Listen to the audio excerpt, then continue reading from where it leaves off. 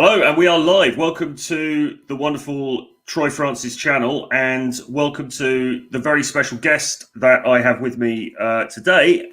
It is none other than Mr. Black Label Logic. Hello, sir. How are you? I'm good. I'm questioning my decision to end a 30-hour fast with a pint of beer, but, I'll see what happens. Well, health-wise, I'm not sure about that decision, but for the stream, I think that's probably a very, very good decision indeed, because we can get into some, hopefully, amusing territories as you start to become more inebriated on that empty stomach.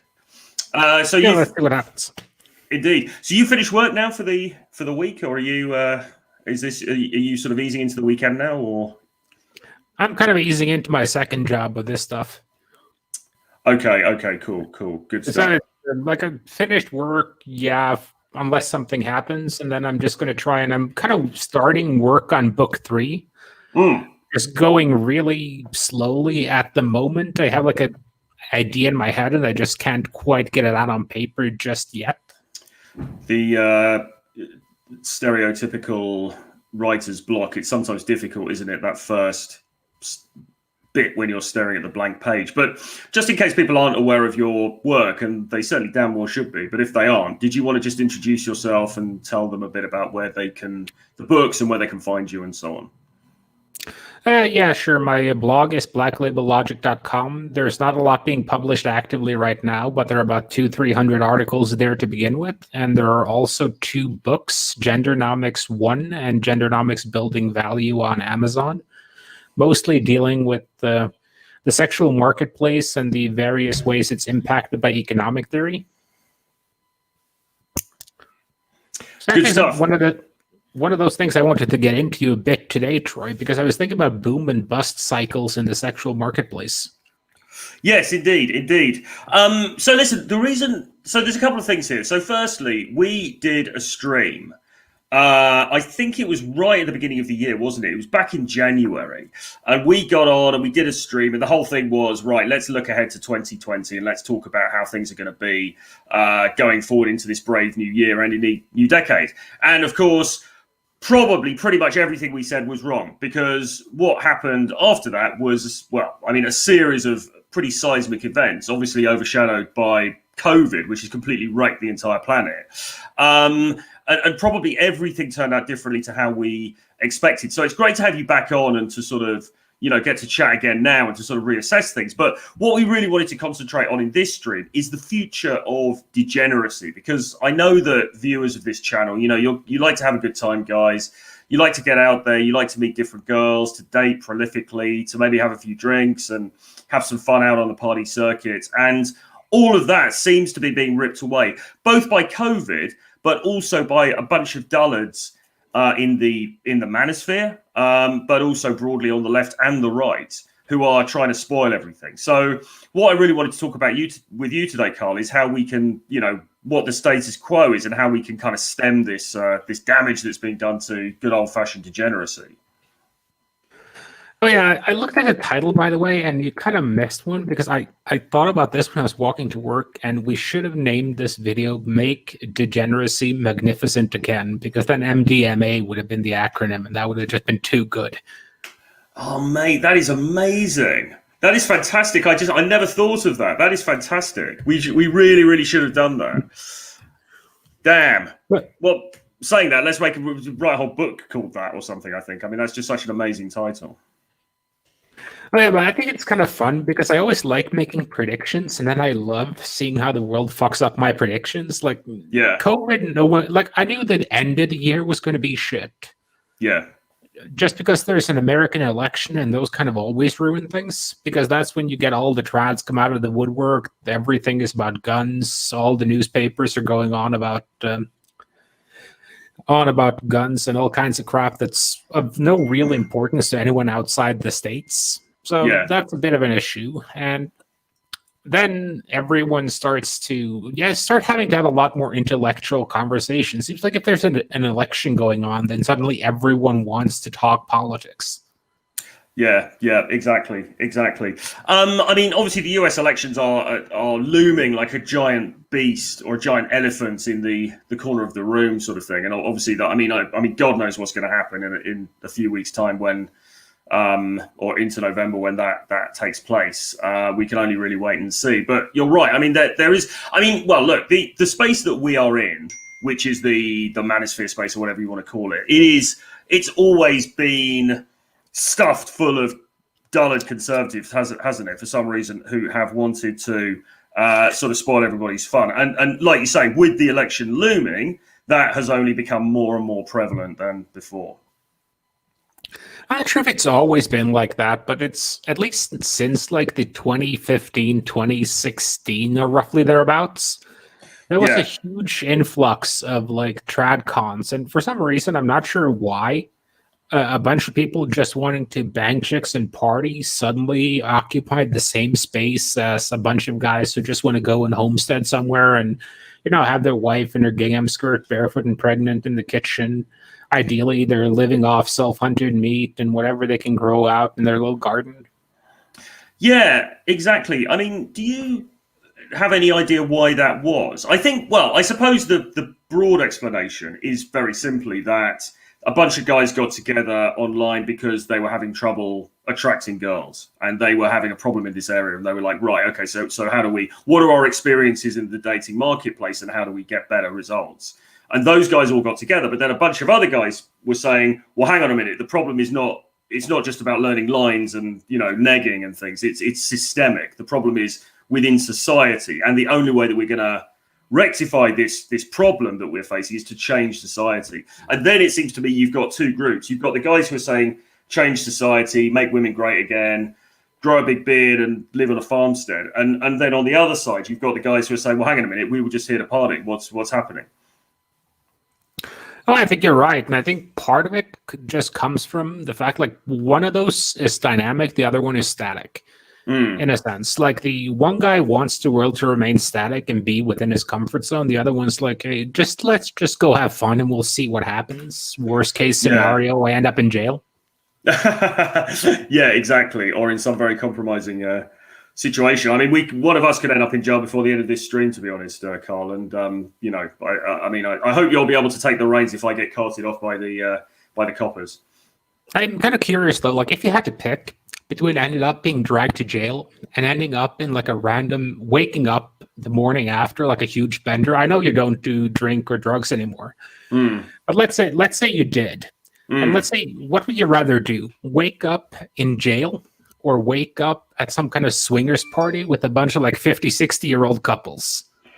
Ooh, that is a difficult one. That is a very difficult one. I suppose ultimately, I mean, I guess ultimately I kind of have to go with the 50 and 60-year-old swingers because, you know, liberty is free. Personal freedom is one of my highest values in life. And it would make a great story, wouldn't it? Do you know what I mean? If nothing else, it would be kind of a funny thing to, you could write a book about it or a chapter in a book about it. So possibly I would go with the swingers, I think.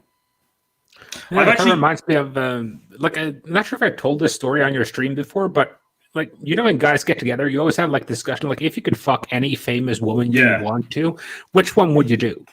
And most of the answers like Scarlett Johansson, Salma Hayek, you know, whatever's popular at the moment. And one guy was like, I would like to fuck the Queen of England.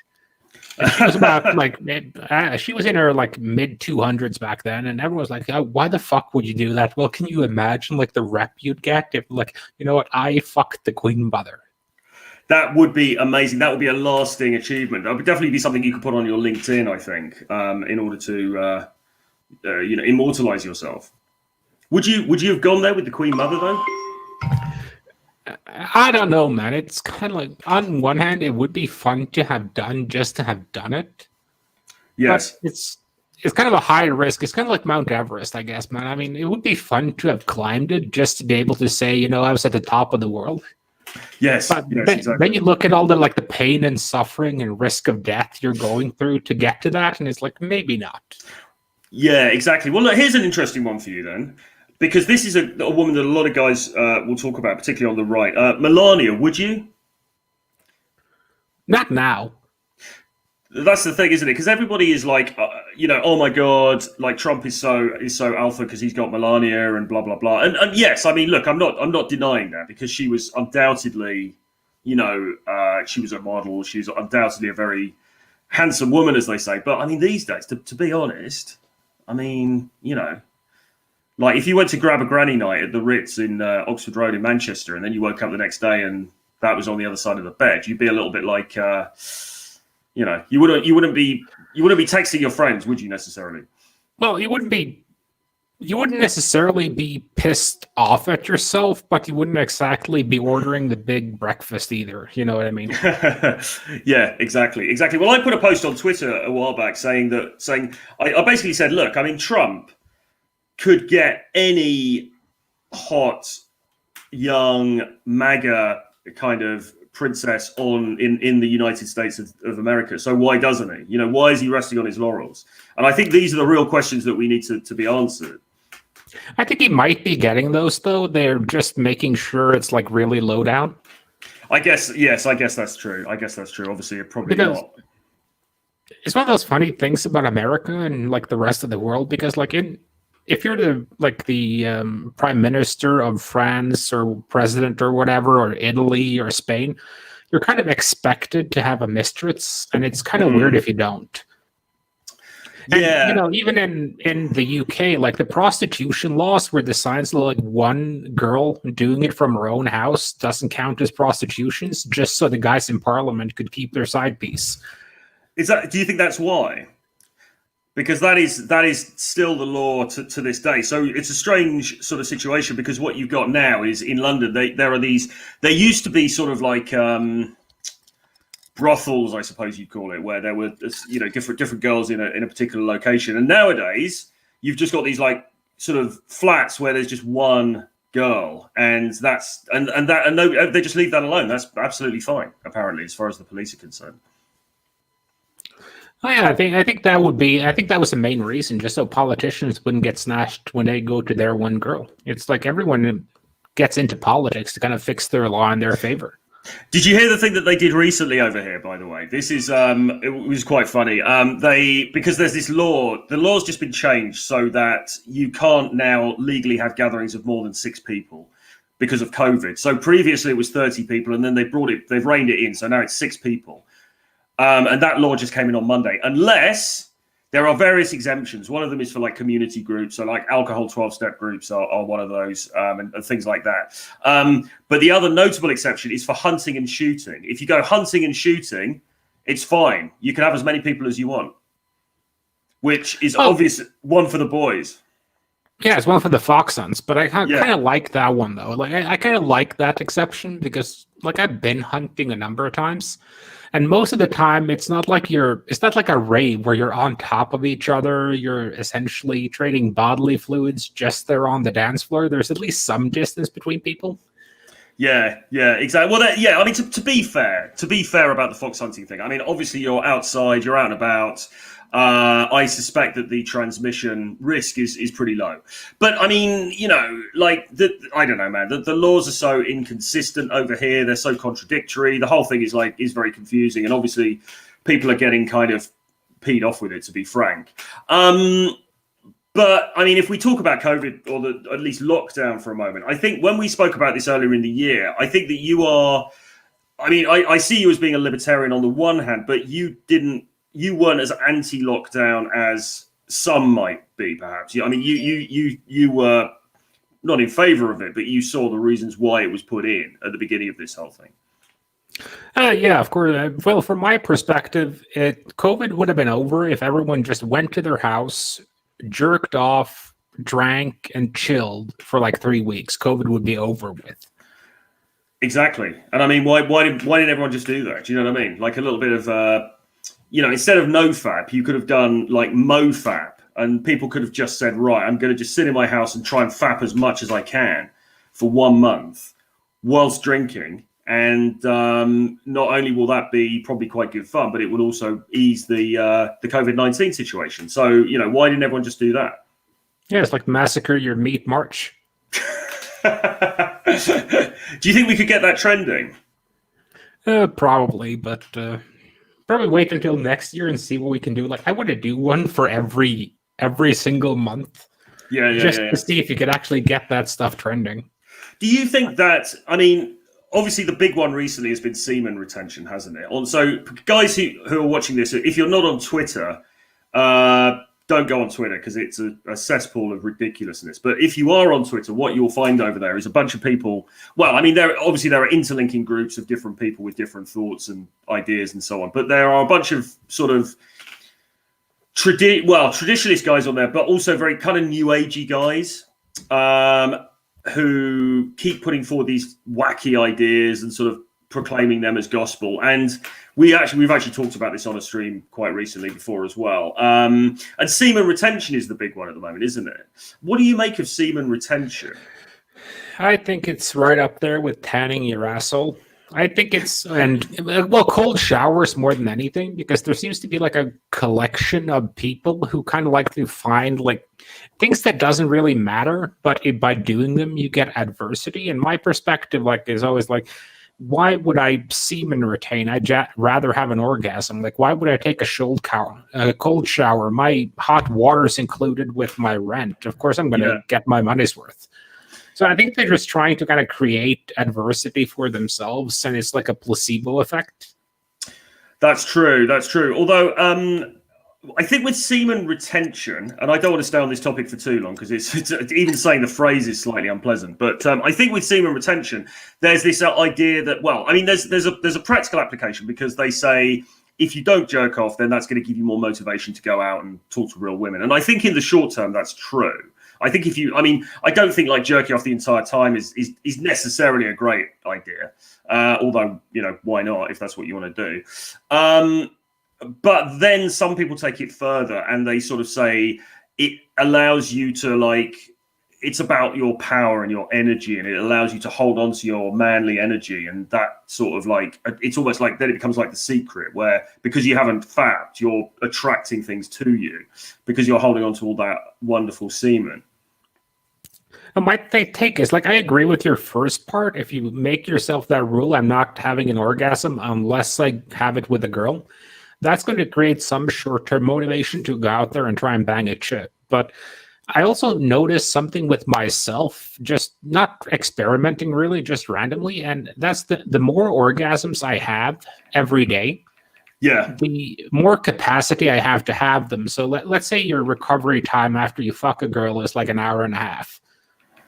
If you do that for if you do 2 a day for a while and you put them 3 hours apart and you do, or even jerk off, you build up your capacity to actually have more sex and get hard again faster.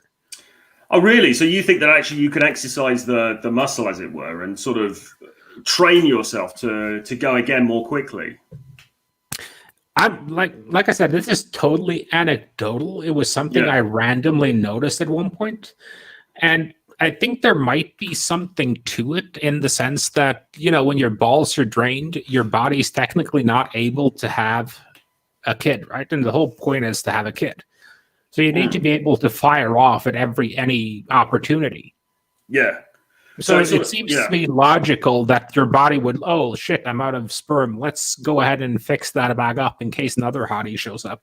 Yeah, that's an interesting idea. I mean, I have to say, and again, I don't want to go into sort of too much information here for the viewers, but I mean, for me, it's definitely tailed off in later years. So maybe age has something to do with it as well. Because these days, I mean, back in the day, I mean, to be honest, I don't think no fap wouldn't have made any difference to me. Do you know what I mean? I could probably fap about, I don't know, a couple of times in the day and still be motivated to go out and talk to girls and meet girls and all this kind of stuff. It literally didn't make any difference because I was so full of the youthful testosterone and all that kind of stuff. I mean, I think as you get on a little bit, that starts to tail off, which is in some ways a good thing.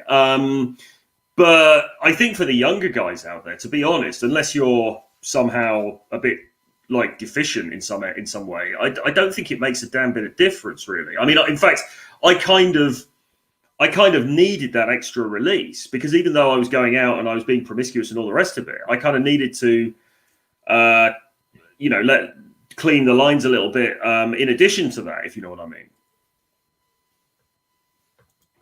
Oh, sorry. I was just watching a meme. No, I think it's just when you're like 16, you're essentially a walking erection for like 2 or 3 years of your life. And Mm, then it starts to, like, I've noticed like it kind of started to taper off a little bit after 30. mm.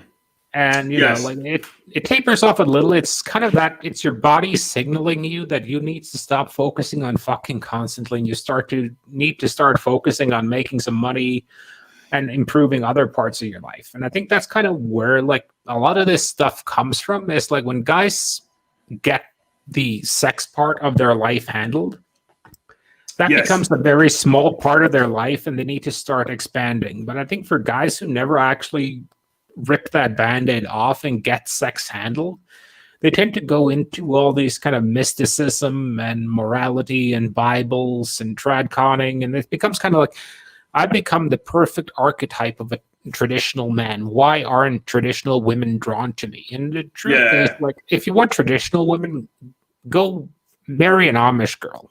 Yeah. Yeah.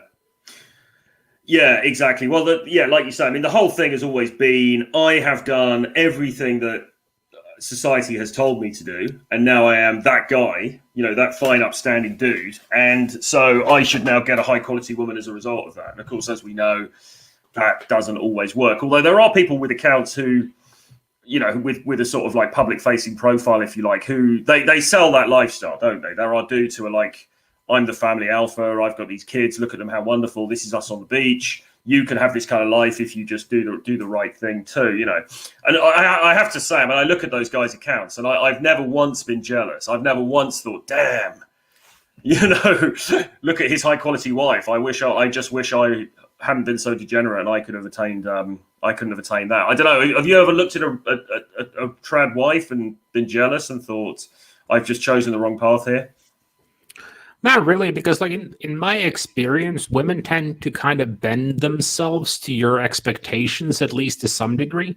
Like you're not going to turn a hoe into a total housewife. No. But let's say she's 60% hoe, 40% housewife. Mm. Then you can put her into like 60-40 the other way around or something. You can influence them in the right direction. And you can often see that with you had the same thing with dudes, by the way. I've seen that a lot of like, there was a show I used to watch like years ago where they called it the boyfriend chameleon. Yeah. Because he's the guy who just, whenever he gets a new girlfriend, he just completely changes. Yeah. Like Yeah. he starts dating a rocker girl. He's there wearing like Metallica t-shirts and black jeans and boots. Then he starts dating a K-pop star and he's dressed like a fucking kawaii and that kind of thing. But girls do that kind of naturally if they want to be with you. Yeah. Yeah, exactly. But I mean, I don't know. I mean, like my difficulty with all of this sort of stuff, Carl, is that perhaps I'm just wired differently to a lot of these guys. And I think as well, and I'd be interested in your perspective on this. Do you think that being European, and then being European and also being British, but let's say being European, there's a different ethos in Europe to a lot of America, isn't there? And I always feel like we are a bit more irreverent. Like I don't know if you're familiar with the band The Libertines and the rock star Pete Doherty, who's that heroin addict kind of dude. I was saying to my girl the other day, there's no way a guy like that, or indeed somebody like Johnny Rotten from the Sex Pistols, or I don't know. There's people like characters like that, or indeed Oscar Wilde. Let's say there's no way that those characters could have come out of America, because America tends to be quite puritanical. Not everybody, but there is obviously that sort of side of things. Whereas the Europeans and the British in particular, we're a bit more like, well, fuck it.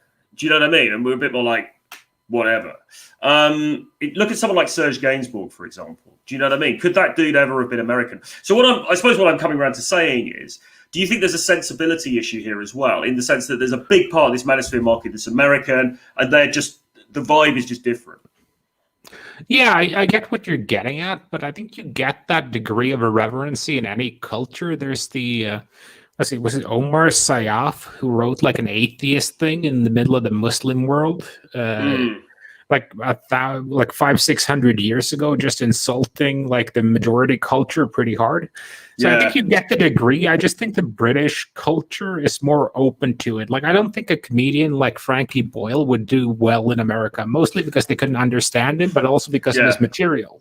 So I think yeah. it's kind of that, but I also think like the big thing with Britain versus America is I think things are a bit more open in Britain versus America. I think in America it's perfectly fine to fuck your secretary, Yeah. and then go to church and confess on Sunday. In the UK, it's more like, yeah, I'm fucking my secretary, but I'm still giving you money, so shut the fuck up, that type of thing. Or like the tacit agreement that we'll keep up appearances for the kids and everyone else, but we both know you're fucking someone else. Yeah, yeah. Although that's even more of a French kind of thing in a way, isn't it? I mean, the old idea of Britain was that we were very repressed as well, and that people were very sort of like, particularly about sex and things. It was all very under the surface, and I think there's still some truth in that. They speak about that more with the French, how the guy's got his mistress and his wife, and the wife never complains because that's just the understanding. But I'm sure that's also the case to some extent here. But there's a sort of irreverence about British culture and European culture, I think, that I don't see as much in America, although it wouldn't be fair to tar everybody with that brush, because obviously that's not true either. Well, I think what the big issue is, like, Europe has existed, like, we have a documented history, at least back into like 1,000 years back or so, probably further, but it's less well documented. And America is like a kid in that respect. The country started in 1776. They're still kind of finding their identity. And they're kind of also suffering from becoming extremely successful extremely early on in their lifetime. Like if China becomes successful now, they have 6,000 years of history. When Europe was leading the world, you had like 1,000, 2,000 years of history. When America took over and started leading the world, they had like, well, what would it be, like 100, 230 years of history. And so you have like a joint, both, I think, national and European identity, wherein like in Europe, you can always joke about the different proclivities with the different people. Like everyone knows that, French people are always late. If you take the train, you can tell immediately when you leave the Austrian Alps and go into the Italian Alps, because everything becomes just a fucking mess everywhere, and suddenly things aren't on time anymore. The stacks of wood between the houses are crushed, all that stuff. So I think it's kind of like everyone knows everyone else in Europe, and currently we're like integrating Eastern Europe into that because that's kind of a new thing.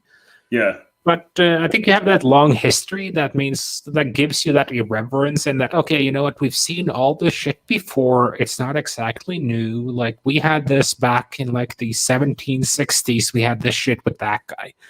And I think that's also one of the major differences. Like we actually get a comprehensive history education in public schools, something which Americans don't. They think history started with 1776 and ended with whatever presidency they're currently in. Yeah, I mean, Adam here has said Americans don't get irony, which is the classic thing that people always say. I mean, I'm not sure that that's entirely true, because if you look at something like Family Guy, which I'm a massive fan of, or even The Simpsons and things like this, I mean, there are definitely elements in American culture that, the irony is rich. But I suppose, I don't know, well, how do you feel about this? I mean, maybe overall there's some sort of truth in that? Oh, I think it was like Family Guy, South Park, Carlin, Bill Hicks. You have a lot of very, very good American comedians and a lot of good American comedy. I think more the issue is that America doesn't get subtlety than irony. Yeah. That's interesting. I mean, I don't know. Because like my take on this whole thing in the men's space, if you like, is that I got into this back in the early 2000s when I was in my late 20s or early 30s or whatever. And, my only interest, and I talked to, by the way, I've got other friends, British friends who are like content creators, and they know this space very intimately and whatever. And they say the same thing. You're attracted to this space because it was like, well, I want to get my dating life sorted out. I want to get better results. I want to have fun kind of thing. And for me, when I first got into this in London and Manchester to some extent, but mainly in London, it was really fun. And it was kind of what these dudes would call degenerate. It was like going out late, going to the club, people were drinking, partying, whatever, living a sort of promiscuous life. And it was just a lot of fun. It was very hedonistic. And now, 15 years later or whatever, if you post about being hedonistic or debauchery or degeneracy and stuff like that, you immediately get 500 people coming into your mentions, calling you like a saying that you've got the mark of Satan or something. And I just don't quite understand where that came from. Why everybody had to become such a killjoy. I think it came from, I don't know, it's kind of hard to explain. I think part of it is kind of like a counter reaction to like the sexual liberation. Yeah. I kind of wanted to get into that when I was talking about boom and bust cycles, because you had like a massive kind of bust cycle during World War II, because a lot of the men were off to war. A lot of girls got blue ovaries. Then they came back. You had the baby boom. Then you had the pills. So then casual sex became more of a thing. That went on for like 20 years. Then you got HIV AIDS, and suddenly nobody wanted to fuck anymore because they had no idea how they got it. And then you had another awakening back when they realized we have to start making condoms that don't feel like you're wearing a garbage bag through a rainstorm. And they actually started making good condoms in like probably the mid 90s, and it kind of started to boom again. And at that point, like early 2000s, HIV medication became so good that it's no longer a death sentence. It's just kind of a minor inconvenience of having to take 3 pills in the morning. And they never really talk about that, but it's kind of the reality of it. And now we're having another boom cycle, bust cycle, I mean, because of COVID. Yeah. And like some guys will have been doing well. Like if you had a good selection of plates lined up before this, or a lot of like matches or something, a lot of girls have been lonely and have been craving dick. But I think the reason why a lot of people are kind of starting to ignore the restrictions now is just because they're starting to get a little bit too horny. They haven't gotten any validation. Like the girls haven't gotten dick in months. And I think people are just like, fuck this crap. We're not dying from it anyway. We're in like our 20s and 30s. If we kill the boomers, who gives a shit? Yeah, I think that's right. And I think there's a much greater degree of skepticism around all of this now, isn't there? Because I think a lot, whereas I think certainly in Britain, right at the beginning, it was pretty much people, I don't want to use the word narrative really, because I'm not saying it was untrue, but people very much bought into the overall story that, yes, there's this thing out there. We don't kind of know quite how dangerous it's going to be and how much, there's the capacity for hospitals and blah, blah, blah. And so people very much were on board with that. And they were like, and a lot of people didn't like lockdown. I mean, I hated lockdown from the very beginning, but a lot of people weren't obviously enthusiastic about it, but they were like, no, we get it. We understand why this has got to happen and everything. But now we're in this position where people are looking at the numbers and they're making comparisons with different countries and things. And it seems to me that the anti-lockdown sentiment is growing, even amongst fairly, otherwise kind of middle ground people. Yeah, I think and a lot of the reason for that is just it was so botched from the perspective of the government, because there was no they've been talking about the European fellowship or whatever the term they use for it. And you had different rules for every country. Suddenly people wanted to go on summer vacation and they started opening things up that they shouldn't have. People started to want to leave their house to be out in the summer weather and let the people have fun. And at that point, if they'd been no, we're not going to open up the borders, the lockdown is still in effect, then people would have said, okay, the government is taking this shit seriously. They're risking our ire and we're probably voting them out in the next election. Yeah. But when you saw that, no, okay, they know that they could do this during March and April when it's cold and it kind of sucks. Yeah. But once, it starts to be nice out, people want to go out, they want to go on vacation and so on, because for most Europeans, summer vacation is holy. And I don't mean holy like Jesus Christ. I mean holy as in they will start a crusade if they don't get their 4 or 5, 6 weeks of summer vacation. And the Germans are like, okay, I put my summer vacation in 12 months ago. You should have fucking fixed this COVID shit in time for my vacation. Yeah. So at that point, the politicians started to open up again so they wouldn't get too much anger from their population. And that just shows you that they're not taking it seriously. Interesting. Yeah. Now you don't reveal your exact location, of course, but you are in Europe, and I think you're not quite in Germany, are you? Or are you now in Germany? Or can't you say? Somewhere thereabouts. What's your view? And I'm asking this partly for my own personal benefit as much as anything else. What's your view in Germany then? Do you think Germany will lock down again going into the winter, or do you think there'll be local lockdowns? Or because it seems to me, from sitting in London, it seems to me that they've handled it a lot better, and that it's less likely. They've handled it well. I don't necessarily think they may go back in lockdown, but I think they have a major issue there because Mrs. Merkel has put herself in a bit of an unfortunate situation with the refugee crisis happening first and then the COVID lockdown after. Yeah. So there are a lot of like general concerns, but I mean, Merkel has a doctorate in chemistry, I believe. So she's well educated and she knows how, disease transmits and so on. And she's well educated in that as opposed to some other people who don't want to give people a panic. But I just think the German government, as it stands right now, can't afford to fuck up, or they might risk, the ADF or something getting a huge number of parliament seats, and they kind of want to prevent that desperately.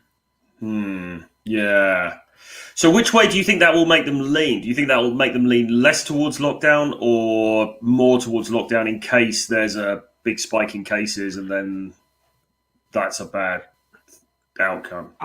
I tend to think they want to reduce volatility. So I think they'll want to kind of keep along the straight and narrow. Like they don't want to go full lockdown. They may start locking down individual cities, individual, what's it called? Whatever. Yeah, territories. Counties, territories, etc., and start locking those down. I don't think they will go for a countrywide lockdown again. Whereas, like in Britain, you're kind of lucky. Because fair enough, Johnson is a bit of a buffoon at times, but like he knows he's not getting voted out because the alternative is even worse. Well, that's true. I mean, the thing is, at the moment, in London or in the UK, there's talk of another national lockdown in October, and there's talk of maybe a 2-week lockdown they're calling it the circuit break, to try to put the brakes on, I suppose. But there's certainly been local lockdowns in places like Newcastle and Lancashire and just all, places in the north, and probably London at some point there'll be more restrictions. I mean, I don't know, man. It's like I think, but the problem, I was talking to a friend about this earlier, and the problem that the government have got here is that they're being hammered on both sides, because you've got the media, and the media have got a lot of blame to take for all of this, really. But the media are hammering them for infections, because as soon as somebody in North Lancashire gets a cough, they're like, oh my god, the infection rate's rising, and then the media will hammer the government for that. But at the same time, the media are also hammering the government for the economy, and so it's sort of a bit like, which way do they go? Because if they open up, there's going to be more infections, but that will help the economy. But if they don't, they might keep the infection rate down a bit, but that's going to screw the economy. So they're sort of stuck between a rock and a hard place, I think. Well, I think that's kind of the case with a lot of European governments, at least. They're kind of in like a triple penetration gangbang where they're going to catch it regardless of what happens. It's just a question of which hole do they have to catch it in.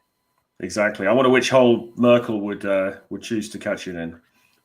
Dude, don't put those pictures in my head. I don't really want to think about that. Would you? I mean, she is a very powerful woman. Yeah, but power is arousing to women, not so much to men. Like I don't. It could be good for your career. It could be good for your career in some way, That's true, but I didn't see a line of dudes lining up to fuck Thatcher.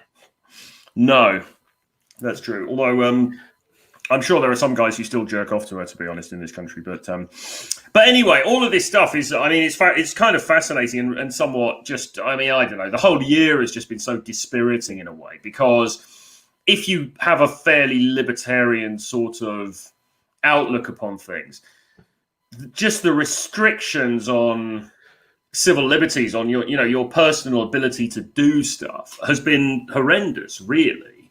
Although it eased up a bit in the summer, to be fair. And, it's hard at the moment to see any real way out of this, unless either we just get a grip and we sort of we are a bit more proportionate in our responses, or a vaccine comes along, or whatever, or it just starts to, the illness just starts to recede in its own good time, which may well happen through herd immunity.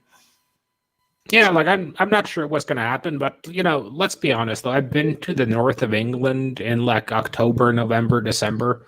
Is it really a tragedy if it locks down? It's kind of cold and miserable anyway, man. Well, that's true. That's true. But did you see that? Did you see that newspaper article that I tweeted earlier? There was some pictures of people out in Newcastle on their last night of freedom before it locks down, and there were all these girls with these tiny like mini skirts on, and guys drunk outside the club and everything. And I got almost misty eyed when I looked at it. I thought, that is British culture. You got a bunch of girls.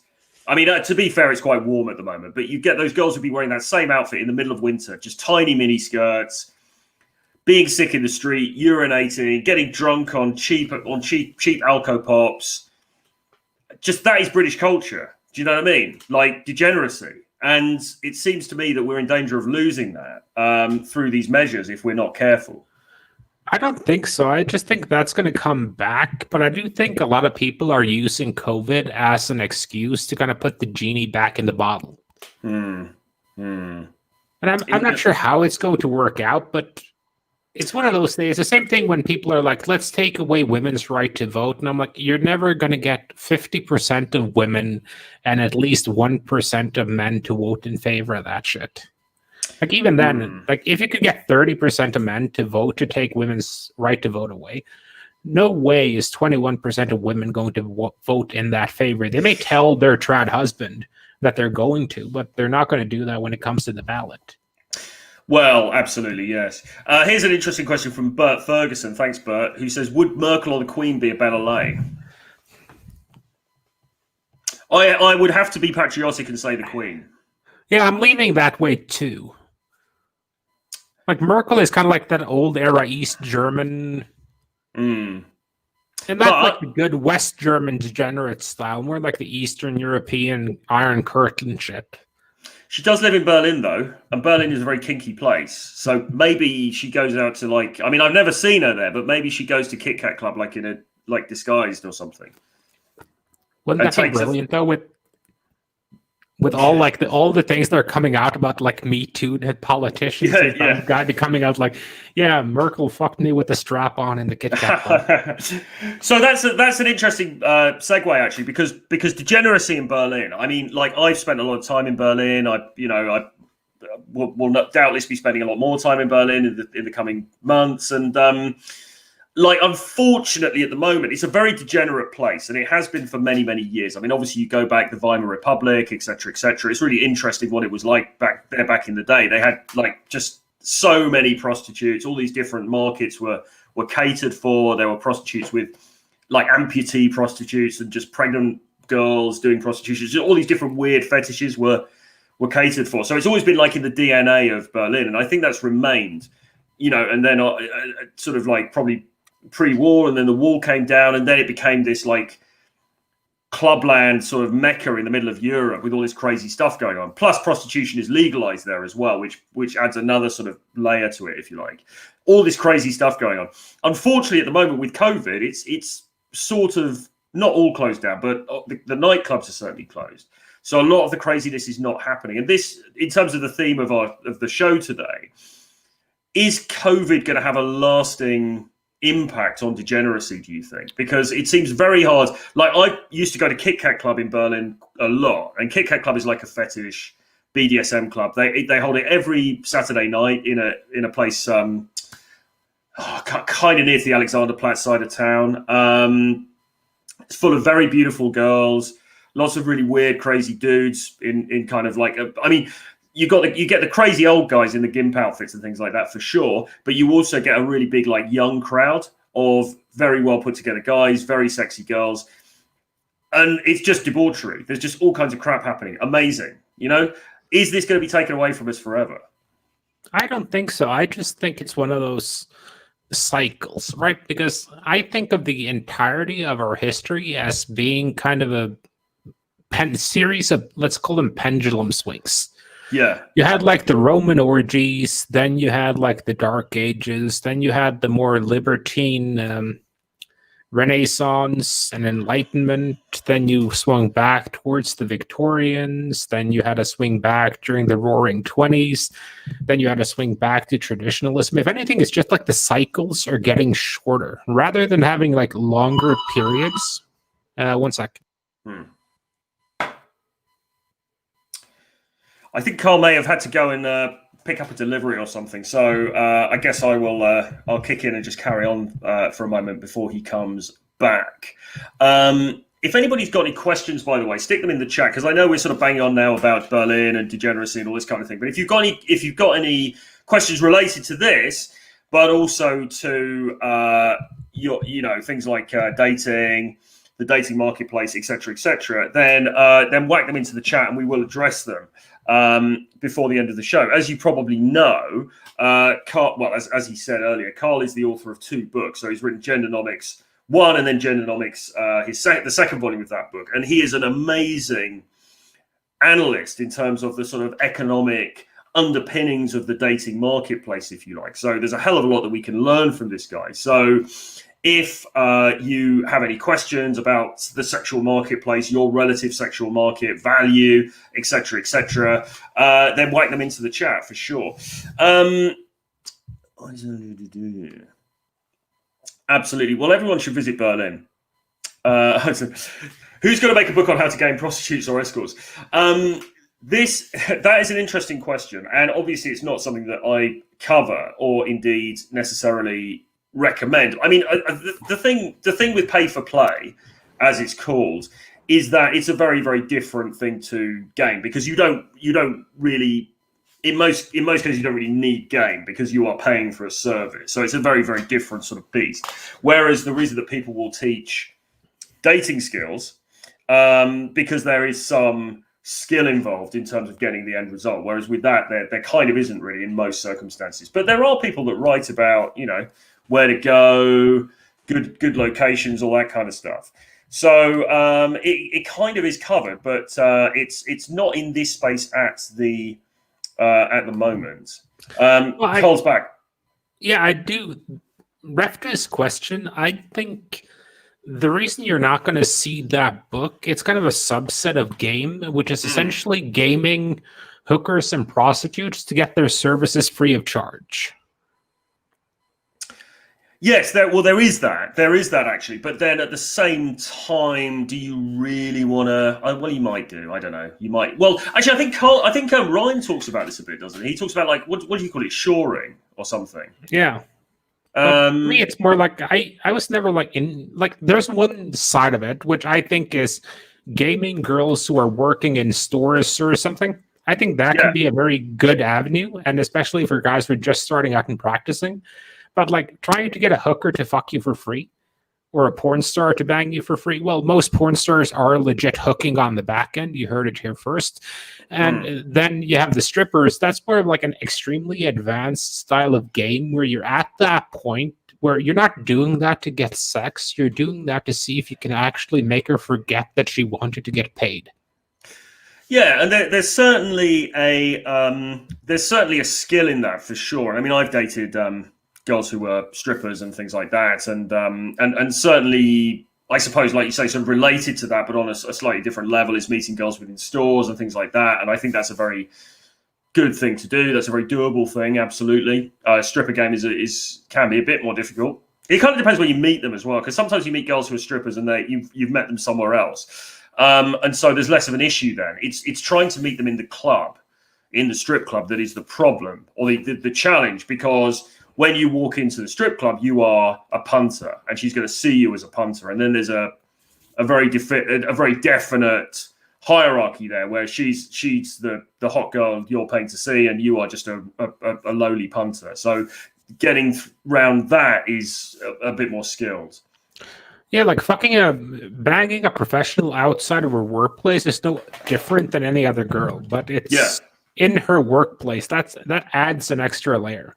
Definitely. And there are books about that. In fact, I've written a book about it. If you go to if you look on Amazon, the third volume of my 50 Shades of Game series is actually all about strip clubs and strip club game, and it talks about some of my experiences here in London and other places where I have ended up having encounters with and intimacies with strippers that I've met actually in clubs. So it is doable, but it's not necessarily the easiest thing in the world to do, because you walk into the club, you're paying to be in the club, and you are immediately you're a mark as far as they're concerned. You're a dude who, and even worse than that, you're a dude who had, as far as she knows, you're a dude who has to pay to see a naked female vagina, which is not really a good look. So yeah, you have to find a way to raise her perception of your value in that scenario. Yeah, and it's going to be a challenge. So I wouldn't, if you're the kind of guy who says, I want to read a book on how to pick up strippers and escorts, you're not ready to pick up strippers and escorts.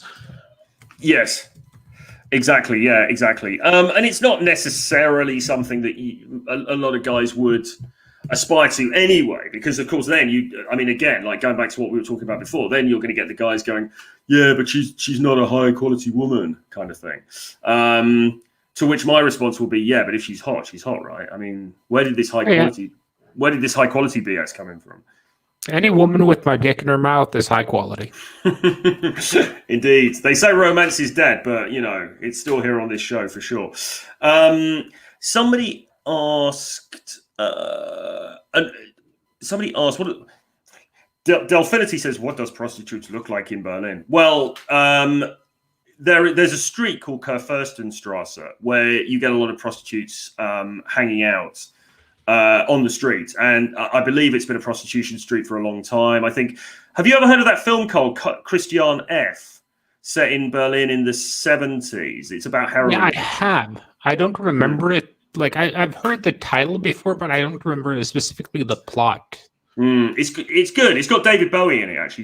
David Bowie does a cameo. It's about a girl who gets hooked on heroin in Berlin in the 70s, and it shows all the seediness of Berlin at that time and stuff. But even in that, they show Kurfürstenstrasse, which is where all the girls would hang out. And down that street, there are a lot of girls who are sort of like Balkan countries, really, like Bulgarians, Romanians, a lot of them on drugs. They are sort of heroin addicts and crack addicts and so on.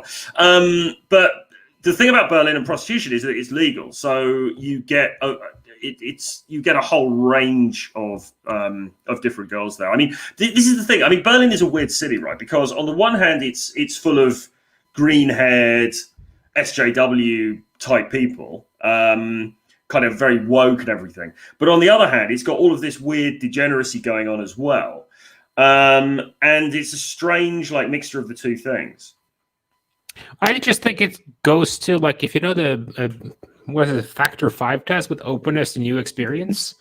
Yeah. If you're the kind of person who's open to, dyeing your hair green and running a naked protest in the Louvre because Mona Lisa got a nipple band, then you're also probably the kind of person who wants to be hung upside down in Japanese bondage and banged by 18 strange dudes.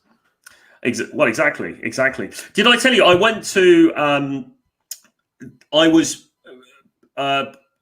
for a while, I was hanging around with this Russian girl who was on Twitter. She had a Twitter following, and she was sort of kind of well known in the space, and then she just came off Twitter and she doesn't really engage in that anymore. But we were hanging out a bit, and she came over to Berlin, and we spent some kind of memorable times there. We went to Kit Kat Club, and it was on a Wednesday night when they have this more hardcore fetish party with less emphasis on the music and the dancing and stuff, and more just on the getting down to it. And one of the most degenerate things I saw, I used to say every time I would go to Berlin, I would see something that would blow my mind even more than the last time. And this time, we were just sitting in the bar, having a drink. I'm having the Diet Coke. She's having whatever.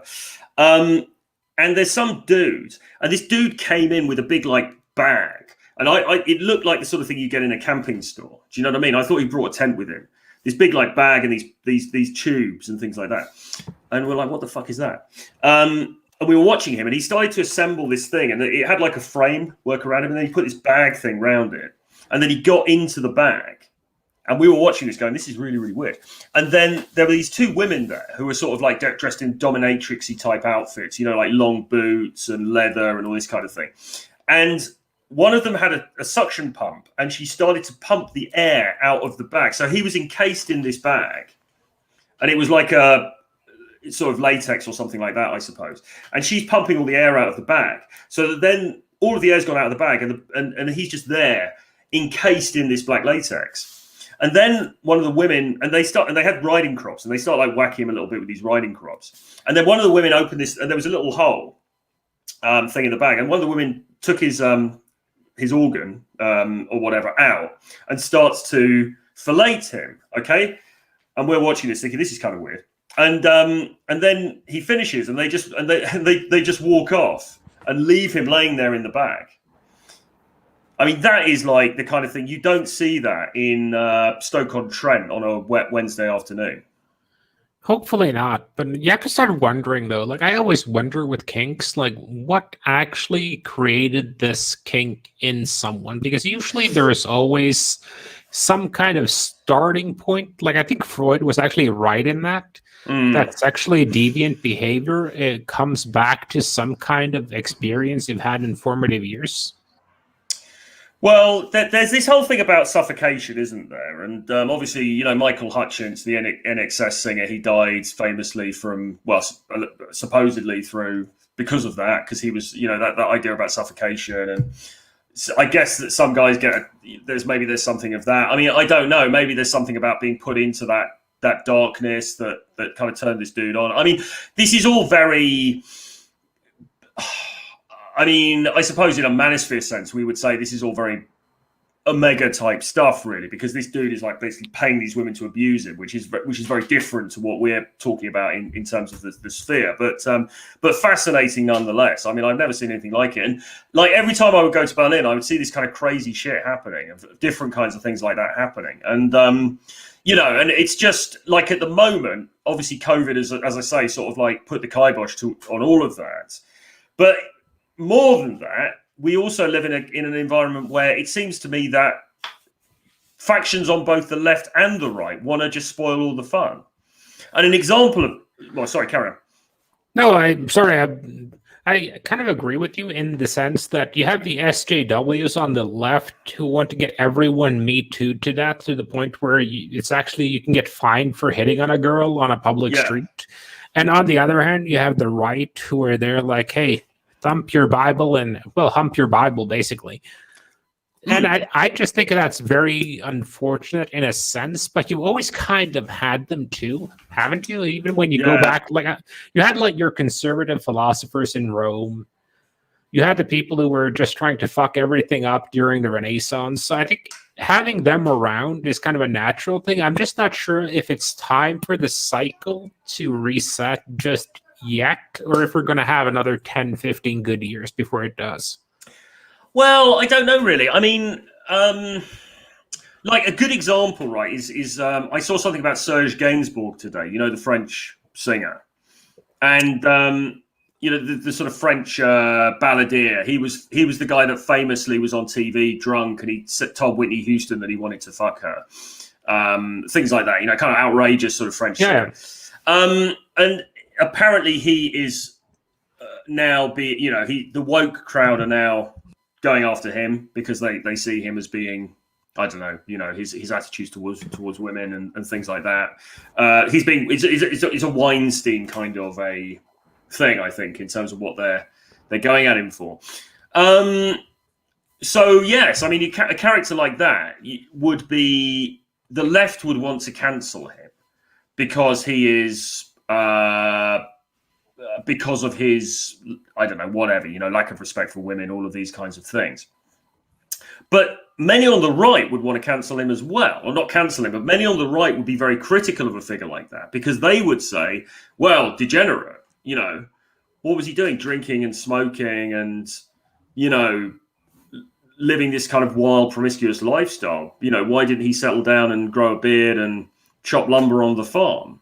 You know, so it just seems to me that you've got factions on both sides that are kind of just trying to kill the party, really. I just think that's kind of natural that people who are not part of it would like to cancel the party. Like, I think Revenge of the Nerds is kind of like the ultimate revenge fantasy from like the nerds who like film the chicks they can never fuck naked. Yeah. And I think that's kind of a fantasy for a lot of them. And I think ugly girls want to punish good-looking guys for not sleeping with them, and good-looking girls for outmaneuvering them in the market. And then you have like Omega men, I guess we would call them in this space, who are like, well, if I'm not getting laid, ain't nobody getting laid. And we need to get back to that because I think a lot of the guys want to get back to that old school social contract, one man, one woman, one vote. Yes. Are the kind of guys who struggle with competing and actually earning things. Because I had like this Twitter rant, like I think it was last weekend, about the fact that I just don't think voting should be a right. In the sense that if I'm running a company, I don't want every employee to have a say in how that company is run. I want my competent employees to have a say in how that company's run and to give me feedback. Yeah. If I'm running a country, I don't really want, the bottom 30% of people having a say whatsoever. They should be lucky they're living in an industrialized nation. Yeah. And kind of, for me, earning things is big. Like, I'm a big favor of meritocracy in that if you can get 10 girls to fuck you, you deserve to have 10 girls fucking you. If you can't get a single girl to fuck you, your genes deserve to kind of die with that generation, because obviously it's a misstep. Yeah, exactly. I suppose the counter argument to that in both cases, though, would be, but it wasn't equal to begin with. I mean, this is the classic left argument, isn't it? Some people were just born with more resources than other people, so those people are naturally going to get more. So that means it's unfair on these people down here. And you could say the same in the sexual marketplace. I mean, that's kind of what the Black Pill dudes are saying, isn't it? In the sense that they're saying, well, it's all right for the Chads because they're already getting all the action, but we are down here. What about us? I do think there's an argument to say that too much of, let's say, a wealth disparity will kind of ferment chaos. Because if you look at what happened with, like, when you have a bunch of guys who can't get jobs, can't get laid, they tend to kind of create a rebellion, and they go after the state, and they do all kinds of crazy shit. So I think there's a sensible thing in having some kind of distribution there just to kind of keep the peace.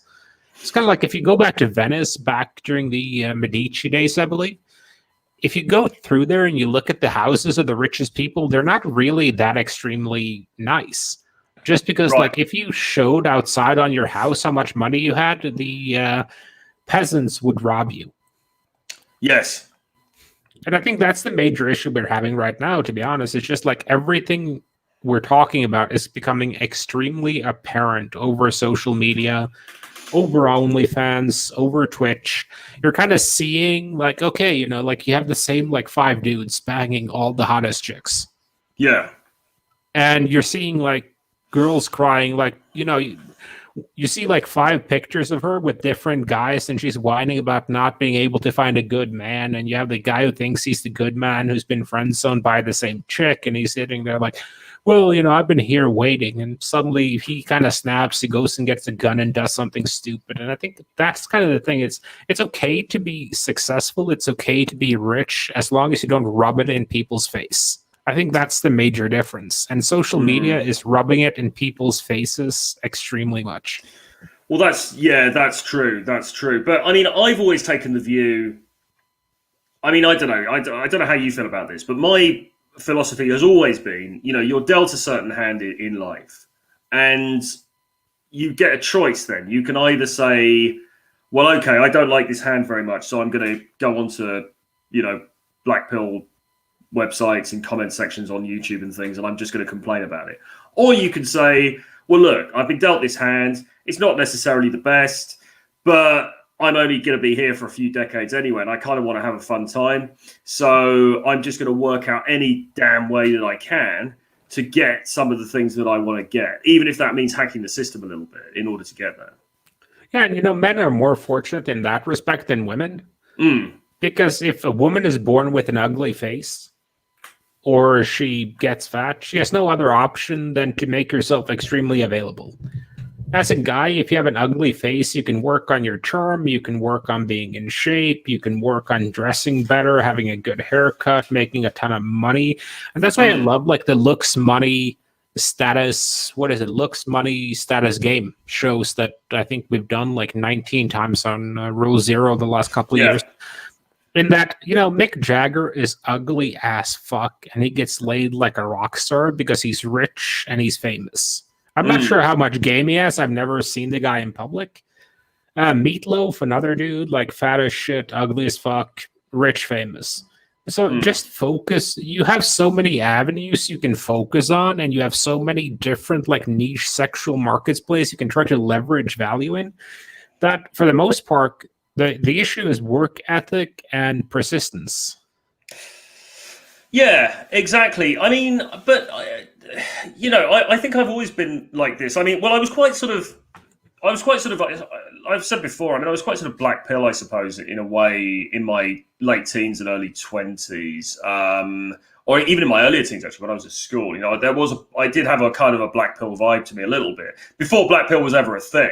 This is before the internet had been invented. But I was sort of a bit like, I bought into that whole Morrissey kind of thing. I'm unlovable. I'll never find anybody, and I'm sort of almost subhuman because I'm so separate to the rest of the human race, sort of thing. And I built that up as a kind of fantasy in my head, and this is why some of these black pill dudes, I can kind of understand where they're coming from, because I think it can be very comforting to think that, because you can almost revel in your own sense of your own failure, if you like. But then after a few different things happened in my life, and I kind of just flipped the switch, and I was sort of like, well, do you know what? Sod it. It's me against the world. And I'm not the best looking bloke in the world. I'm not the tallest bloke in the world. I'm not the most ripped, or certainly not rich, or any of those sorts of things. But I want to get the best that I can possibly get. And what I found was that through persistence and through just chutzpah, really, and just being like a bit of a cocky mofo, I was able to actually accrue more than many of the people that were around me. And I suppose it was that sort of built my worldview up, if you like. Well, I think that a lot of the time it's just about I was reading like a very interesting book the other day called Lost Person Behavior. Okay. And it's about the different behaviors people manifest when they're lost in the woods, or they fuck up their trip to Antarctica. And one of the interesting things is they had a characteristic in there. You have some people, they figure out they're lost and they just grow hopeless and despondent. They sit themselves down to die. You have people who've died like with tents, with full packs, with guns on them, with matches, with, a sleeping bag and everything. Yeah. And then you have people who are like, oh, fuck this. I'm going to get through this. And you have people who had to amputate all their fucking toes. You had a guy who walked off Mount Everest after being left out for 2 nights. Half his face was black from frostbite. He lost half his arm and I think 4 fingers on one of his hands. And the guy is married. He has a chick, and she's actually really devoted to being with him. Yeah.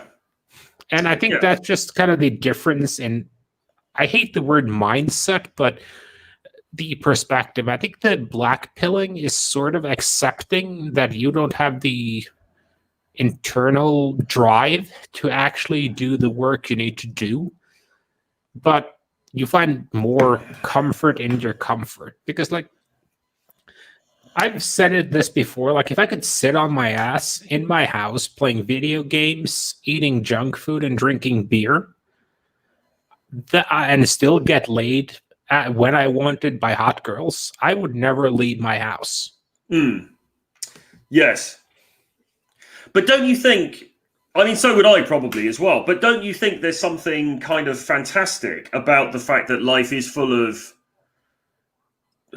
challenge, I suppose I want to say. I mean, I don't know, adversity, I was going to say. I mean, isn't there something, and I've been reading or listening to Robert Greene's book about war. What is it? The 33 Secrets of War, or whatever it's called. 33 Strategies of War and Its 48 Laws of Power.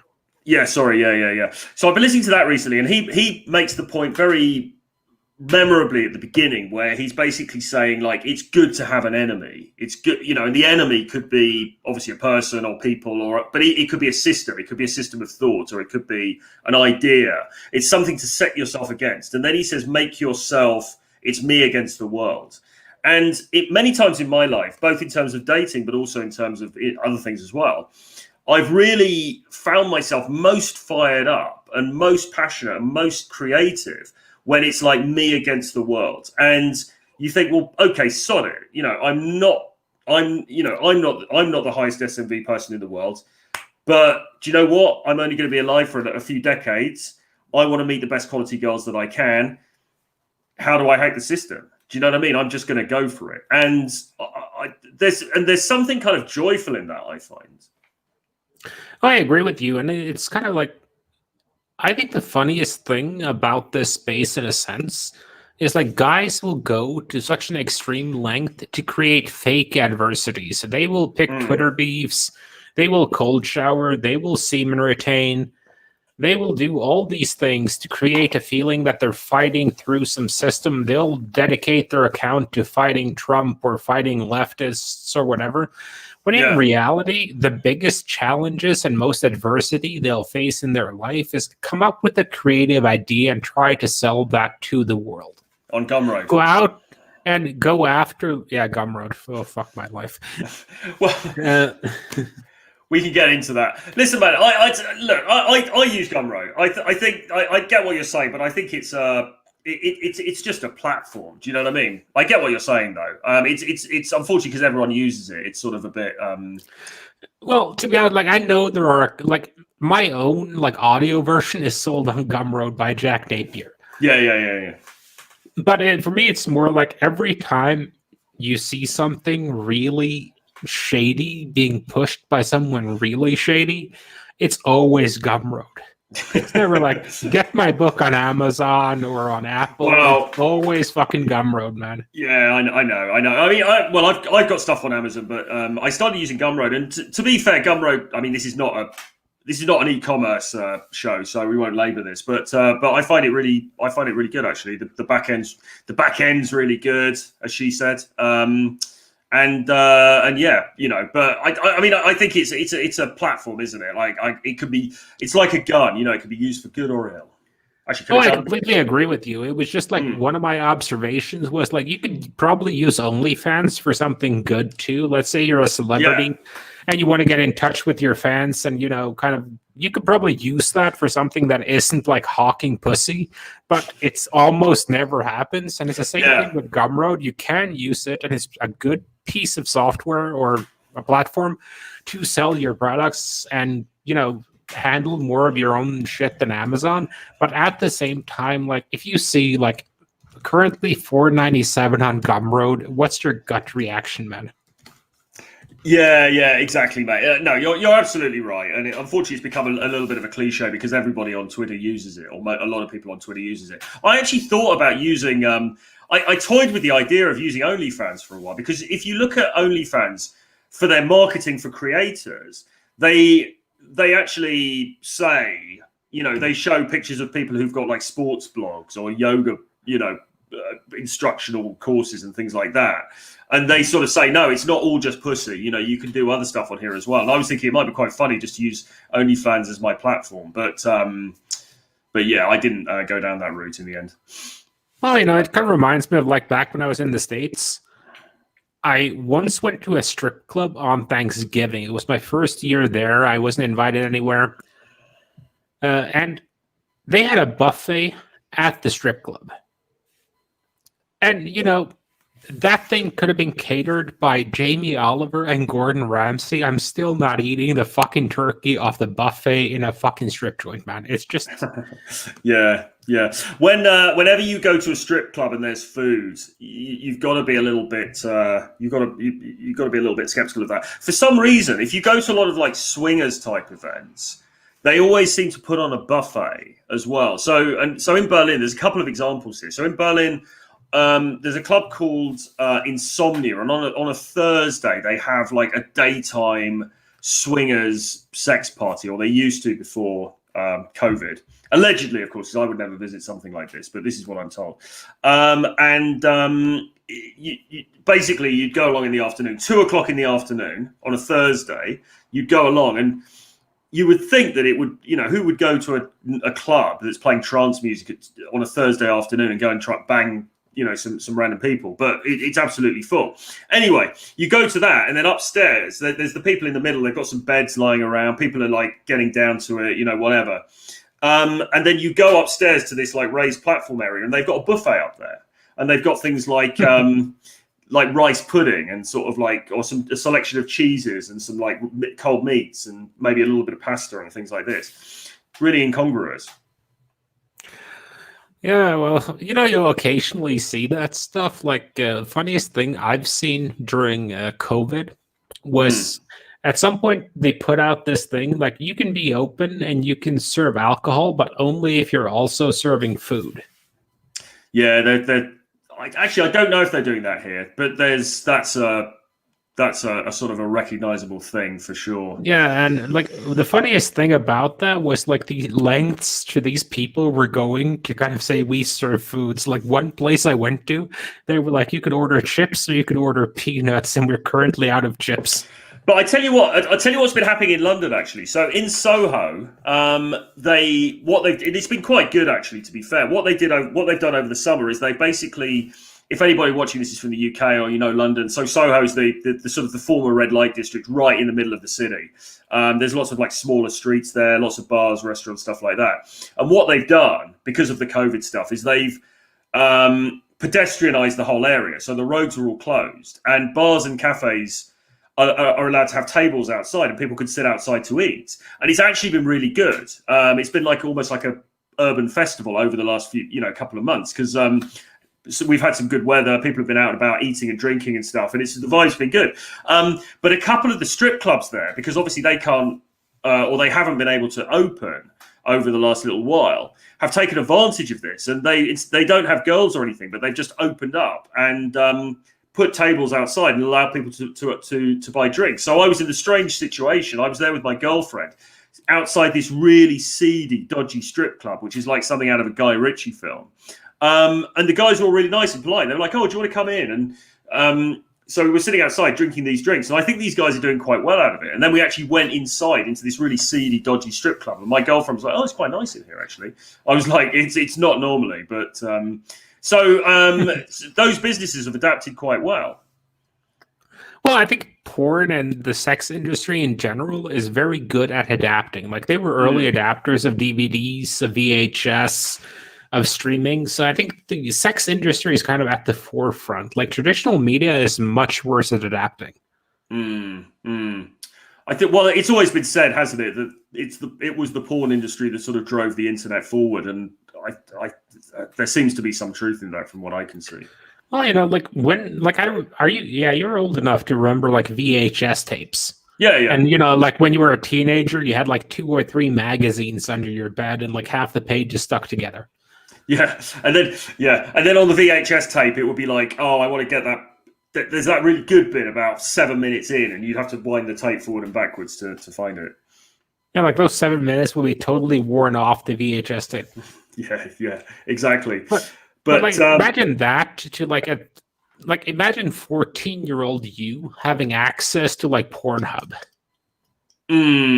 Well, okay, so that's interesting. So what do you think about all of these moralists who talking about porn then? Because there is some truth, isn't there, in the idea. When I was growing up, we didn't have any of this.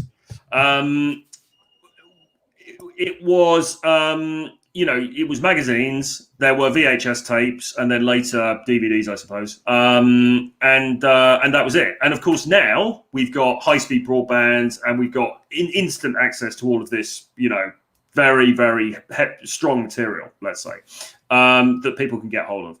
Now, the sort of the moralists and the people who are concerned about this stuff will say, yes, well, it's causing the decline of the West and all the rest of it. And I tend to take the mickey out of that. But they kind of have a point, don't they, in the sense that this is unprecedented, in the fact that you can see a sort of a 7-man anal DP sort of video anytime you want, just with the click of a few buttons. Well, I'm a fairly libertarian guy, but I'm not necessarily sure if it's healthy that 14, 15, 16-year-old men are having access to, like you said, like 7-man anal gangbangs. Because you do have the occasional story that comes. Because, like, one thing is, there's like an old t-shirt I used to have that's like, there's 124 sex positions in the world, and out of those, 34 are best left to professionals.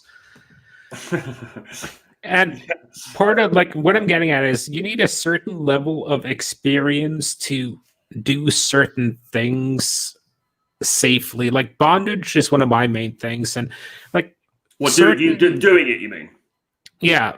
Okay. Like, because like certain ways of tying someone up, certain types of running loops, like even anal and like relatively simple stuff, you need a degree of experience to avoid that becoming like, like you're in the emergency room situation. And I think, like, it's one thing for, like, everyone has awkward moments during sex, and those things are generally funny. Yes. It's not funny if you accidentally hurt someone, so they have to go to the emergency room or do something like that. So I think, like, and the depictions in porn aren't always realistic. So just from like a safety perspective and not traumatizing someone, I think it would be better if maybe that wasn't that accessible, if you know what I mean. Yeah, I think so. Yeah, I mean, yes, I think that's correct. Although, but on the other side of the coin, in a way, porn actually offers good sex education as well, doesn't it? In the sense that it shows things that can be done, and people can pick up tips from that. You know, in a sense that, you know, we never had back in the day again when it was, you know. Oh, I completely agree with you, and it's that kind of thin line there, because it's better sex education than I got when I was a teenager. We basically learned how to, you know, pack cucumbers into a condom, and that was about it. But then on the other hand, you have, like, I'm not going to say advanced sex acts, because there are very few sex acts that are inherently complex, but you have things that could potentially hurt the other person or other persons. Like, I read about this thing with like a 15-year-old English girl who had so much anal sex that she had like a rectal prolapse at 15. Blimey, well, that's not good. Yeah, and it's like, if that's the outlier, okay, I'll live with it, but it's, I don't know. Well, this is the thing. I mean, this is the big question, isn't it? And I don't really know what the answer is. But is this proliferation of pretty strong content that's now available very easily? Is it going to have wide-ranging sort of create wide-ranging sort of damage across society? And I'm not sure. I don't know the answer to that. I mean, people would say that it has and it is already. Maybe other people would say it hasn't. I don't know. I think it comes down to parenting as well, doesn't it? Parenting. This is where we're going to turn into the Family Alpha show now. But you know, like, to some extent, it's got to be incumbent on the parents to try to stop their kids watching this stuff, right? No, I think it's more about the parents actually. Like, I've always had like kind of a free approach to it, just because my parents were very open about it. So I've always like learned things from my parents before I learned it anywhere else. And I think for a lot of parents, it's uncomfortable to talk to their children about sex at a given age. Yeah. So instead of doing that, they kind of look through the fingers about them looking in magazines and watching porn and so on, when in reality, they should be having the conversation with, you know what, okay, you know, I know you're watching porn, but here is A, B, and C that are actually good things you learn from that, and here is C, D, and F that you probably shouldn't do right off the bat. Like, I like to bring up Lacey Green in this one. You know, the girl that was like a fanatical feminist until she suddenly got good dick and turned around. Because she used to do like this sex ed show, and she had like this statement on there. I just think it's a fantastic meme that's like, if the first thing you put in your ass is a penis, you're doing it wrong. Well, indeed, indeed. Words to live by, I think. And so I think that's like the negative side of it. But I like the idea of having open sexuality because like you get the most degenerate shit in the countries and communities where it's not talked about at all. Yeah, I think that's absolutely correct, actually. And I mean, I remember, I mean, I've dated girls, women from those sorts of backgrounds, and I think it's almost a cliche, but I think it's true that actually the girls from the most conservative and sort of repressed backgrounds actually tend to be in many ways, the horniest. Well, I like yeah, I used to have this thing like you never get wilder sex than from a preacher's daughter. Mm, yeah, exactly. Which is it's another one of these things that gives the lie to the whole trad conservative thing, isn't it? In a sense, finding the high quality woman and all that stuff, and it's like, well, and it's just such a misconception, isn't it? I mean, can you believe that there are guys online on Twitter and other of these platforms who genuinely believe that there are different kinds of girls. There are girls who are good girls and there are girls who are bad girls. They genuinely believe that there is a real difference in these two girls, in these two sets of girls, segments of the population. Well, I think that's what the experience teaches you, though, that if you've been with, I like the Rivellino like 30-30 rule, 30 years old and 30 bangs before you settle down. And I know he kind of formulated that because 30-30 sounds good. But the reason why I think it's a kind of a good rule to live by is that you get enough experience to be able to realize that, okay, there's no such thing as good girls and bad girls. Yeah, you get the girl with daddy issues. You take her home on the first night, but there's also the girl in the sundress and the hat feeding ducks in the park that you walk up to, and you also take her home on the first date. Mm. And you kind of learn that all girls are kind of this, well, similar in that, and you start to kind of look for, okay, you have, you know what a Likert scale is? I'm not sure I do, actually. Okay, when you answer like a quiz or something, and you can answer like from 1 to 7 or from 1 to 10 or whatever on a scale. Yeah. Yeah, that's called the Likert scale. Okay. And for me, that's kind of the way it's with all personality traits and all girls. They're like on like that scale. So one girl may be a 7 in hoeing and a 6 in cooking and, a 3 in loyalty. Another girl might be a 7 in loyalty, a 3 in hoeing, and a 4 in cooking. Like they all have like these innate proclivities, and you just have to kind of select for the ones you prefer. Like if you want a girl who's very loyal, you probably want to look for a girl who stuck by her drug dealer ex-boyfriend after he was in jail for like 7 fucking years. That bitch is loyal. Yeah. And I think all girls have the capacity to kind of manifest those things, but I mean, the whole good girl, bad girl thing was just kind of weird to me. Yes, exactly. I mean, I think that's right. But funnily enough, I mean, Rivellino is one of these people who does seem to sort of suggest that there are unicorns out there. Well, a broken clock is right twice a day, man. Absolutely. Okay, indeed. So listen, guys, if you've got any questions, do put them into the chat because we're probably going to call this one relatively soon now because we've done 90 minutes or thereabouts. But if you have got any questions for Carl or for myself, or you just want to, anything that you want us to cover, then whack it into the chat.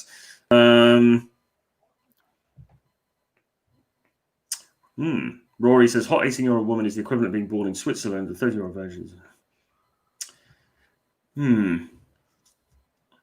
Well, yeah. I'm not really sure what he's on about. I'm not really sure if he means a guy who is a 30-year-old virgin is the equivalent of being growing up in a war-torn environment. I think that's what he means. In that case, I kind of agree with him. Well, you can still, if you're the 30-year-old virgin, then you are in some ways, things perhaps haven't gone as well as they could have done, but you can certainly still pull yourself out of that without a doubt. Oh, yeah, you can work yourself out of it. You just have to keep in mind that if you're like 10 years behind everyone else, you're going to have to work the amount they're working now and more in order to catch up. It's like I've had that on a couple of shows I've been on where it's like, I think the average guy who comes to this space has the game level of a 14-year-old boy, and he's trying to hit on like 25-year-old girls. And his competition is composed of men who have been has also like 25-year game experience. So he has to just kind of step up, and he has to outwork them every step of the way until he gets to their level and can compete. Yeah, that's true. That's true. And women are always ahead, really, in the game, anyway, aren't they? Unfortunately, I mean, that's just the way it is. Christian's got a question here. He says, "Who is the best degenerate red pill guru to follow?" Oh, Troy, no doubt. Thank you very much. Follow me. It's all about me. I am the most degenerate, without a question of a doubt. Is there anybody else really? I mean, degenerate is a funny word, though, isn't it? Really. I mean, I always use the word degenerate slightly ironically, because actually, it's when you think about the roots of that word and the sort of the way that it would have been used in 1930s Germany, it's actually pretty bloody offensive, isn't it? And what we're talking about in the main is. It's not even true. I mean, what is true degeneracy anyway? I mean, we're talking more about hedonism and about enjoying your life, aren't we? Well, I don't think of myself as being a degenerate. I think of myself as being a child of Bacchus. Exactly. The bacchanalian delights that you... Yeah, so, like, for me, it's more about, like, we know that the senses are, like, the way we perceive the world. And our brain is the way we process data from our senses. And we synthesize information. So the more sensory data you actually take in, the better your brain becomes in the nuances of enjoyment. And the only real way you can figure out what you actually enjoy is to figure out what you don't enjoy. You can't figure out what you enjoy by picking things and figuring out, yeah, I enjoy that. You have to kind of do things you don't like, and then over time you'll see, okay, you know what, I don't like doing this. I probably like doing this. Yeah, exactly. I mean, like, I don't know. I think the use of the term degenerate was started by people on probably 4chan or something like that. Do you know what I mean? It's a slur on. To be honest, a lot of the time, just people having a pretty normal life. Because if you think about it, I mean, like I grew up in the UK in the 90s mainly, and in the 90s it was all about what they used to call lad culture, which was like basically drinking beer, listening to Oasis, getting drunk, meeting girls, shagging girls, smoking, and having a really good time. That was sort of how things were at that point. And now that kind of lifestyle is degenerate, you know. And it's like, well, I mean, that's one way of putting it, but that's a little bit extreme. I mean, it's, you know, this is just about having a good time, enjoy. Because look, my view is always, you know, I'm kind of with Camus really in terms of the meaning of life. In that I don't really think there is one, and I think that we, you know, we have to sort of acknowledge that. So then, what are you going to do? Are you going to commit suicide, or are you going to say, well, listen, let's have a party and enjoy it? I agree with you. I don't think there's an overarching like reason to live or point of life. I think you have to devise what's going to be the point of your life. I did like this one we got here. How do you handle a younger woman that calls you sir while you're trying to hit on her? I think I would probably go like, yes, that's a good start, but I prefer master. Nice. Seeding in a little bit of the kinkiness there as well. Yeah, what would be your response to that? Was a question from chat. I would say I'm very glad you're calling me sir. You're learning fast. Yeah, we're having some interesting questions from chat now. When do you guys think the pandemic will end? When people stop being dumb cunts? No, never. Well, I think this is the problem. I think we are now stuck in a cycle that it's going to be hard to get out of, because, like in the UK, the media, every time there's a slight rise in infections, the media starts going, "Oh my God, there's a slight rise in infections," and then the government has to do something because the government doesn't want to be seen to be not doing anything. So then they go, "All right, well, what fun thing can we cancel now?"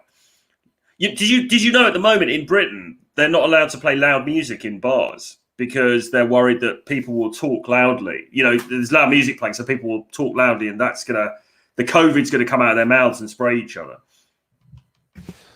I just think it's a lot of like hysteria on one end, and it's also a lot of risk management on the other. I don't necessarily think COVID is lethal to most of us. I think it's lethal to a small selection. But I also think that 200, let's say if 1% of your population dies, the politicians are never going to get reelected. And that's the most important thing for them, in my opinion.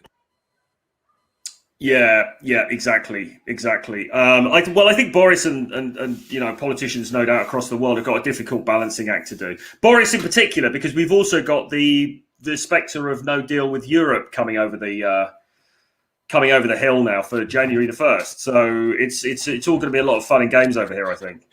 Well, I just think we're getting to that point where we've kind of pushed incompetence and poorly rigged governing systems to the breaking point. And I think we're going to see something happening because like we've had 2008, the financial crisis, and we haven't really paid the bill for that one. Yeah. We have COVID on top of that. That's hitting the economy hard, on top of hitting individuals hard, on top of hitting like our structures hard. And I think some countries are doing well at handling it, like the well-disciplined countries, and largely, I say Canada, for the most part, Western Europe, Eastern Europe is doing decently. I think and Southeast Asia is doing well too. I think the main concern here is in the West, we're going to have a competition between like our ideal towards individual liberty and freedom versus the needs of the many versus the needs of the few. I think we're going to have like that tested. We're having pushes against freedom of expression and freedom of speech that I don't particularly like. And we're having like the biggest issue, in my opinion, with Western Europe in general and like the old world is that you have extremely top-heavy government structures that are not effective when it's something new. And then on the other hand, in the US, you have government structures that aren't effective at anything except waging war. And I think that's a bit of an issue. Yeah. Well, fun times ahead. Should we just have a look at one last question very quickly? Sorry, guys, there's a lot of questions in the chat now, but we will have to call this one quite soon because we've been on for an hour and a half now. But Gus says, how can I use game to connect with a chick through sadomasochism? What do you think about that? Not exactly sure what his question is. Is he talking about using game during the act, or is he talking about actually finding a girl who's into sadomasochism? Well, I don't know. I think what he might be saying is that can you sort of like use a little bit of sadomasochism or something within your game? And I think you can, because I think like I'm not a massive exponent of S&M or any of these things, but I do know a bit about it because I've been to all these clubs and I've studied bits of and been involved with bits of the scene and stuff like that. So what you can do is you could drop little sort of suggestions of dominance as versus her subdominance into the approach and into your early interactions. Would you agree with that, Cole? Oh yeah, definitely. And there are also certain things that you can, like I had like this fun experience. Like the date ended miserably. But it was a fun experience because I went on like 3 dates with this girl and I didn't fully close. I like half closed it. But the interesting thing was she said like, this wouldn't actually work because I can tell that you're a dominant guy. Right. Okay. Okay. And we didn't actually have sex in that regard that she would actually be able to see that because like I have a general rule of never engaging in bondage on the first time I sleep with a girl. Right. Just for security reasons. Like if she shows up to the police with a mixture of rope burns and, various marks on her body and she's like, he raped me, it's going to be really hard to talk. No, she was totally into that unless I filmed it. Which I may have, but then again, if like I would rather be caught for sneak filming a girl than raping her. It's a lot shorter sentence. Side note on that, but I think you can do a lot, like pulling the hair like lightly and finding like a compelling reason. I saw some dude on like I think it was on David D'Angelo video like 15 years ago. We had this game like how ape mothers pick up their children. And it was like an evolutionary story where if you grab a girl the right way in the back of her hair and you pull it, Yeah. it sends like tingles down her spine. That's one. Leading her in general, like starting with a hand on the lower back and just leading her will help drop those hints. Yes. You have a lot Yes. of those things, and it's also in like the way you dress, I guess. If you have on more leather versus like if you're wearing a full like suit and tie and everything, it's not going to carry over as well as if you're like look like a rough guy. Yes, although the suit archetype can also work quite well. But I know what you're saying. I think and this is why actually some of the day game guys like Tom Torero used to talk about wearing a leather jacket and like things on your wrists and chains and things like that, because it just gives that vibe. You're setting up the symbolism that you are, that kind of rough and ready dude.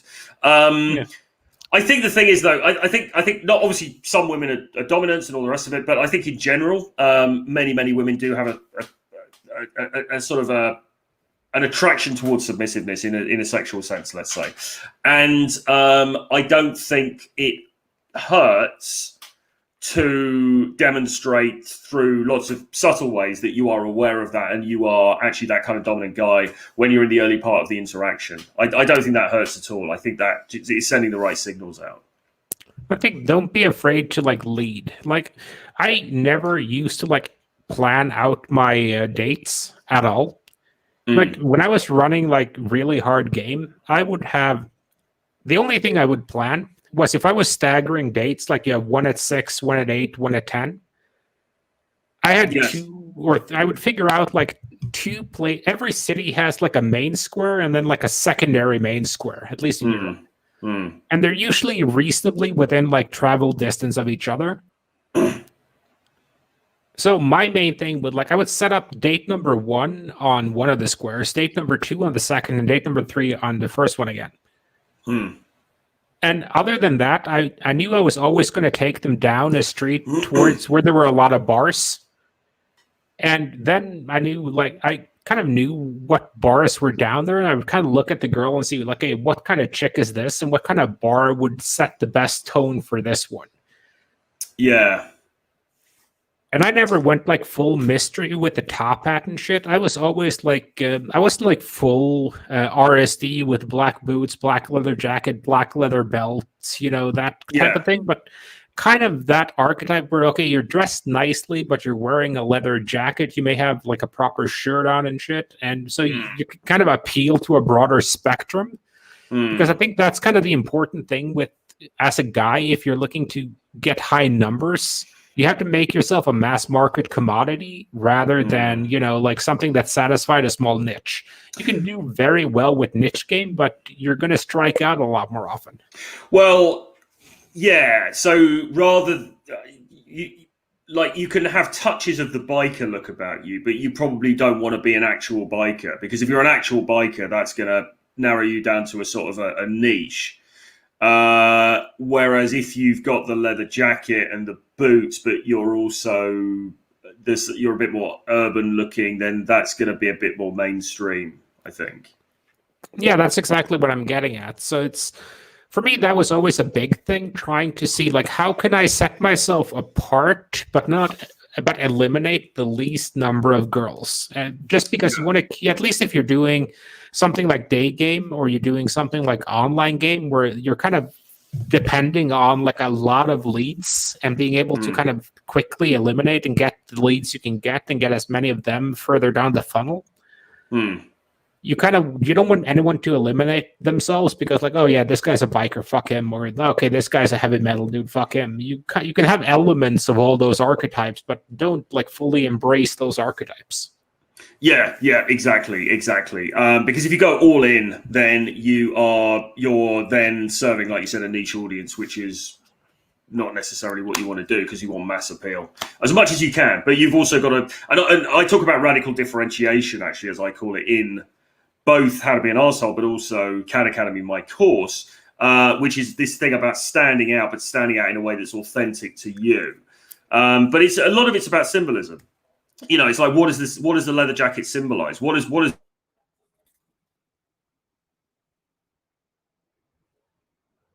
Was that my internet that just died or Troy's? I guess we'll see what happens. I think your internet just went out there. I don't know. Yeah, sorry about that. I don't know what happened there. But look, anyway, listen.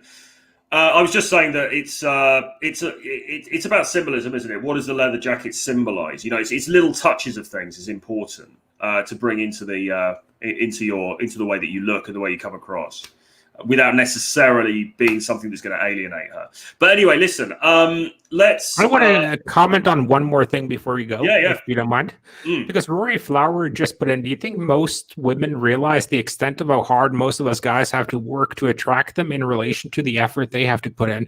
Dude, do you have any idea how much effort a fucking girl puts in before she goes to the club on a Saturday? Like, on the best of days, like my total like grooming effort is making sure that my beard is nicely shaped, making sure to style my hair semi-decently. I do have like the skincare regimen, but that's beyond the scope of this stuff. That's about the thing I do, and I put on clothes that actually fit me. And like, if you look at how much shit a girl will splash on her face before going out, there's like $50 of product on that face before she even leaves the house. Yeah, that is true. That's a very fair point. Women do put the time in terms of getting ready for sure. So, you know, but I mean, I suppose in a wider sense, obviously they can just kind of turn up to the bar and look pretty, and guys have to, you know, we have to watch all these live streams and talk about all this stuff in order to, you know, to learn the ropes of game. But